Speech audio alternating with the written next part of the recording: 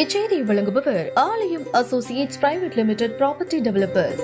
ஆலயம் Associates Private Limited, number 52, third floor, 3B, Ram Darbar, Sterling Road, Nungambakkam, Chennai 6,34,000. தற்போது திருச்செந்தூர் சுப்பிரமணிய சுவாமி கோவிலில் ஆவணி திருவிழா கொடியேற்றத்துடன் தொடங்கி நடந்து வருவதால் வழக்கத்தை விட கூடுதலாக பக்தர்களின் வருகை காணப்படுகிறது. இந்த நிலையில் கடந்த சில தினங்களாகவே கடலில் புனித நீராடும் போது பக்தர்களின் உடலில் அரிப்பு ஏற்பட்டுள்ளது. இதனால் கோவில் கடற்கரை பாதுகாப்பு பணியாளர்களிடம் இது குறித்து பக்தர்கள் முறையிட்டனர். அப்போதுதான் ஜெல்லி மீன்கள் மீண்டும் கரை ஒதுங்குவது தெரியவந்துள்ளது. கடந்த சனிக்கிழமையன்று சுமார் 3 கிலோ எடை கொண்ட ஒரு பெரிய ஜெல்லி மீன் கரை ஒதுங்கியிருந்தது.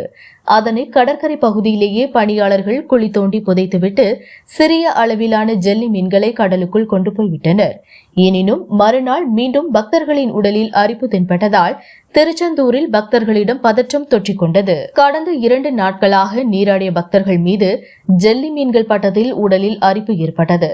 திருச்செந்தூரின் கடலோரத்தில் திடீரென கட்டுக்கடங்காமல் கரையொதுங்கிய ஜெல்லி மீன்களால் பயந்து போன பக்தர்கள் இதுகுறித்து திருக்கோவில் நிர்வாகம் மற்றும் கடலோர போலீசார் மூலம் மத்திய கடல் மீன் வள ஆராய்ச்சி நிலையத்திற்கு தகவல் தெரிவிக்கப்பட்டது. பிறகு களப்பணியாளர் பால்பாண்டி உள்ளிட்டோர் திருச்செந்தூர் கடற்கரை பகுதியில் காணப்பட்ட ஜெல்லி மீன்களை ஆய்விற்கு கொண்டு சென்றனர். அந்த மீன்கள் தூத்துக்குடி மத்திய கடல் மீன் வள ஆராய்ச்சி நிலையத்தில் ஆய்வு செய்யப்பட்டது. இதுகுறித்து கடல் மீன் வள ஆராய்ச்சி விஞ்ஞானி ரஞ்சித் கூறும்போது, திருச்செந்தூர் கடற்கரையில் ஒதுங்கிய ஜெல்லி மீன்கள் அழுவை சொறி வகையை சேர்ந்ததாகும். இதற்கு கடிக்கும் திறன் கிடையாது, ஆனால் கொட்டும் திறன் கொண்டவை. பவளப்பாறைகள் போல இவை கடலில் வாழும் ஓர் உயிரினமாகும்.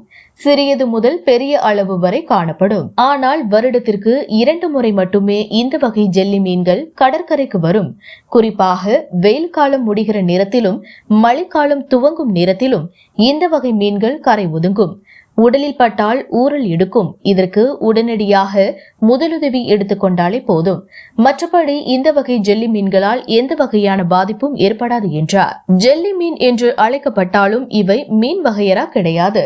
கடல் உயிரினங்களிலேயே அழகானதும் இந்த ஜெல்லி மீன்கள் தான். ஆட்பறிக்கக்கூடிய உயிரினமும் இந்த ஜெல்லி மீன்கள் தானாம். இதனை சிலர் சொறி மீன் என்றும் சொல்வார்கள். எனினும் இப்போது ஜெல்லி வகை மீன்கள் அதிக அளவில் தென்பட்டு வருவதால் இதன் தன்மை குறித்து பக்தர்களுக்கு விழிப்புணர்வு ஏற்படுத்தப்படும் என்றும், ஜெல்லி வகை மீன்களால் பக்தர்களுக்கு ஏற்படும் பாதிப்புகளை கட்டுப்படுத்த கோவில் வளாகத்தில் உள்ள முதலுதவி சிகிச்சை மையத்தில் தேவையான மருத்துவ சிகிச்சைகளை அளிப்பதற்கான ஏற்பாடுகள் தயாராக உள்ளதாகவும், கடற்கரையில் எச்சரிக்கை போர்டுகள் வைக்கப்பட உள்ளதாகவும் அதிகாரிகள் தரப்பில் ஏற்கனவே தகவல் வெளியாகி இருந்தது குறிப்பிடத்தக்கது.